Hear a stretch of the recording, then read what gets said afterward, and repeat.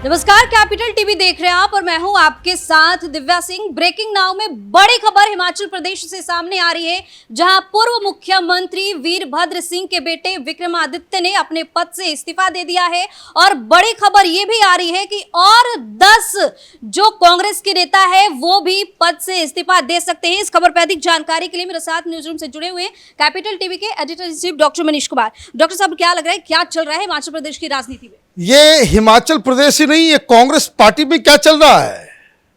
आप चुनाव हार जाते तो सरकार नहीं बनती, वो तो ऑब्वियस है, लेकिन जनता जहां आपको चुन के सरकार बनवाती है वहां भी आप सरकार नहीं चला पाते। अब मालूम चल रहा है कि सारे लोग फोन कर रहे हैं कि भाई क्या करना है, नहीं करना है, और राहुल बाबा जो हैं वो हिंदुस्तान में नहीं है, वो पिकनिक के लिए निकल गए। अब इस तरह से लैकलस्टर तरीके से आप पार्टी चलाएंगे, सरकार चलाएंगे, तो ये तो बड़ी दिक्कत वाली बात है। अब इसी का खामियाजा ये हो रहा है कि वीरभद्र सिंह, जिनके नाम पे कांग्रेस पार्टी वोट मांग करके चुनाव जीती, वो उनके बेटे और उनकी पत्नी वो विद्रोह के राह पे आ गई। उन्होंने साफ साफ आज प्रेस कॉन्फ्रेंस किया, वो रोए भी, बड़ा इमोशनल कार्ड भी खेला और ये कहा कि इस स्थिति के अंदर मैं मंत्री पद पे नहीं रह सकता, मैं इस्तीफा दे रहा हूं। और सबसे बड़ी चीज उन्होंने कहा कि जो मुख्यमंत्री है इसको बदलने की आवश्यकता है। साफ साफ चेतावनी दे दी, खुले शब्दों में तो नहीं लेकिन राजनीतिक भाषा में इसको कहें तो आपने साफ साफ कह दिया, इस्तीफा दिलवाओ सुक्खू का, मुख्यमंत्री हटाओ, नहीं तो पार्टी भी जाएगी और सरकार भी जाएगी, ये धमकी दी है। और साथ में ये कह दिया कि now the ball is in high command court, मतलब अब गांधी परिवार फैसला करे। और ये प्रेस कॉन्फ्रेंस जब होता है उसके कुछ ही देर के बाद ये भी खबर आती है कि प्रियंका वाड्रा हिमाचल प्रदेश के तमाम नेताओं से फोन पे बातचीत कर रही है और ये खबर फैलाई जाती है कि प्रियंका वाड्रा सुक्खू के साथ है। मतलब जवाब दे दिया गया विक्रमादित्य को, तुमको यहां रहना है रहो, तुमको जाना है जाओ, सुक्खू नहीं बदला जाएगा। अब ये सारी चीजें क्यों हो रही है? ये होना ही था क्योंकि पार्टी के अंदर एक राय नहीं थी, पार्टी के अंदर ही विस्फोट चल रहा था, पार्टी के अंदर ही घमासान चल रहा था। ये जग जाहिर है। ये तो कांग्रेस के वरिष्ठ लीडर पता नहीं किस नशे में सोए रह गए और यहां आपस में इन लोगों का झगड़ा इतना तगड़ा हो गया कि इन लोगों ने यह तय कर लिया कि अब मामले को जो है अंतिम रूप देना है। अब क्या हुआ, राज्यसभा का चुनाव आया तो सुक्खू साहब ने यह कहा कि भाई सोनिया गांधी राज्यसभा के लिए करें। अब राज्यसभा के लिए सोनिया गांधी को लाया जाएगा, ये सोच के सुक्खू ने ये प्लान बनाया कि सब लोग इकट्ठा रहेंगे, सोनिया गांधी रहेगी तो कोई विद्रोह नहीं होगा। लेकिन सोनिया गांधी के सलाहकारों ने बताया कि स्थिति वहां खराब है, वहां विस्फोट हो सकता है और आपके खिलाफ भी अगर कुछ कांग्रेसी वोट दे देते हैं तो ये तो पूरे देश में किरकिरी हो जाएगी।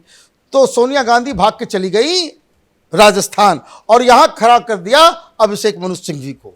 अभिषेक मनु सिंघवी खड़े हो जाते हैं तो कल ही सवेरे सवेरे हम लोगों ने आपको बताया था किस तरीके से 9 लोग पलटी मार गए हैं। और हुआ ये कि तमाम बहुमत होने के बावजूद आपका उम्मीदवार हार गया। उम्मीदवार हारा तो हारा, भारतीय जनता पार्टी ने यह दावा कर दिया कि अब तो अल्पमत में है कांग्रेस की सरकार। 6 लोग हेलीकॉप्टर से वो चले जाते हैं पंचकुला वहां पहुंच करके मालूम चल रहा है कि वहां पे तमाम विधायकों को रख लिया जा रहा है। अभी कुछ देर पहले वो लोग वापस आए हेलीकॉप्टर से और ये हेलीकॉप्टर की जो तस्वीर पीछे चल रही है वो उसी हेलीकॉप्टर की तस्वीर है जिसमें वो तमाम 6 के 6 वापस लौटे। अब उसमें भी एक राणा साहब हैं, वो असेंबली में नजर आए, कांग्रेस के विधायक हैं और उनसे मीडिया वाले पूछ रहे कि बीजेपी के साथ हो कि कांग्रेस के साथ, बीजेपी के साथ हो कि कांग्रेस के साथ। उन्होंने कहा कि हम बीजेपी के साथ हैं। तो इसका मतलब है कि कांग्रेस पार्टी टूट गई।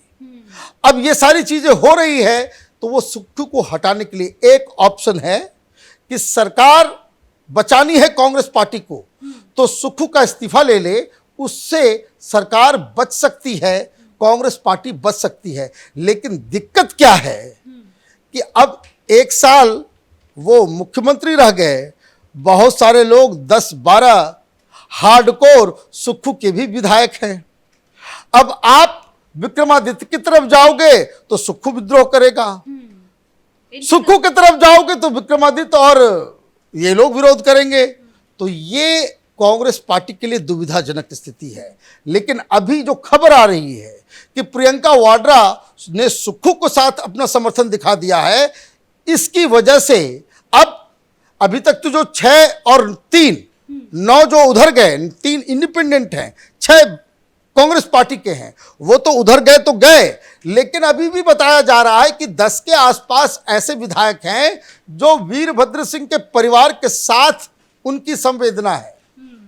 और जिस तरह का वहां पे आज जो इमोशनल कार्ड विक्रमादित्य ने खेला है, वो और भी ज्यादा जो है वो मामला जो है कांग्रेस पार्टी के लिए प्रॉब्लमेटिक हो गया है। तो अब अगर सुक्खू रहा, अगर गांधी परिवार प्रियंका वाड्रा ने तय कर लिया कि हम मुख्यमंत्री नहीं बदलेंगे, तो ये लोग तो अभी विक्रमादित्य ने कैबिनेट से इस्तीफा दिया है, ये पार्टी को भी तोड़ेंगे और इनके साथ 10 वो भी बाहर निकल आएंगे। तो अगर ये मौजूदा मुख्यमंत्री इस्तीफा देते हैं तो क्या लग रहा है किसे बनाया जाएगा सीएम? देखिए अभी क्या है कि ये सरकार तो वैसी चली जाएगी। अब कारण मैं बता दे रहा हूं, क्योंकि ऑलरेडी यहां बजट पेश कराना है, मनी बिल है वो, और उसके लिए बीजेपी ने डिवीजन मांग लिया है। मनी बिल के साथ क्या होता है कि अगर सरकार अपने बजट को पेश करती है या कोई मनी बिल लेकर के आती है, देश का कानून ये कहता है, और अगर मनी बिल सदन के अंदर फेल हो जाता है, तो जैसे ही मनी बिल फेल हुआ तो सरकार उसी समय खत्म हो जाएगी। ये ऑटोमेटिक है कि सरकार उसी वक्त जो है वो खत्म, और वहां पे नया चुनाव होगा, नया इलेक्शन होगा, नया कुछ होगा, लेकिन ये सरकार फिर वापस नहीं आ सकती। तो अभी तो बजट में ये मामला फंस गया है। इन लोगों ने बहुत ही सही टाइमिंग पे विक्रमादित्य और जो भी कांग्रेस पार्टी के अंदर विद्रोही ग्रुप है, इन लोगों ने बहुत ही सही समय को चुना है कि जहां सुक्खू के पास मैन्यूवर करने के लिए ज्यादा स्पेस नहीं है, कांग्रेस पार्टी के पास ज्यादा ऑप्शन नहीं है। मतलब आप देखिए कि बैठे बिठाए जो है आपका जो है वो कहानी जो है वो खराब हो गया। मतलब यूं कहे कि चारों तरफ से कांग्रेस घिर चुकी है, अब बचने का कोई रास्ता नजर नहीं। देखिए बचने का रास्ता तो होता है, राजनीति में ऐसा नहीं होता कि भाई ये ओपन एंड शट खेल हो जाता है। राजनीति में हमेशा कुछ न कुछ रास्ता होता है, लेकिन उस रास्ता के लिए अकल की जरूरत होती है, उसके लिए राजनीतिज्ञों के एक्सपीरियंस की जरूरत होती है। ये नौसिखिए लोग आजकल कांग्रेस पार्टी को चला रहे हैं, तो वो उसमें वो क्या कर लेंगे, किससे वो बात कर लेंगे, किसका। अब आपको क्या करना पड़ता है, आप भेज रहे हो शिव कुमार वहां जाके क्या करेंगे। राजीव शुक्ला को आपने भेज दिया, वो इंचार्ज है, वो लोगों से बातचीत कर रहे हैं। हुडा को भेज दिया गया है। भाई आपके पास 2 वॉरिंग फैक्शन है। सिंपल सी बात है कि 2 गुट बन गया हिमाचल के अंदर, और ये आपको जब क्राइसिस जो है वो ऑलरेडी विस्फोट हो गया, जब चीजें हाथ से बाहर चली गई, तब आप क्राइसिस मैनेजमेंट कर रहे हैं।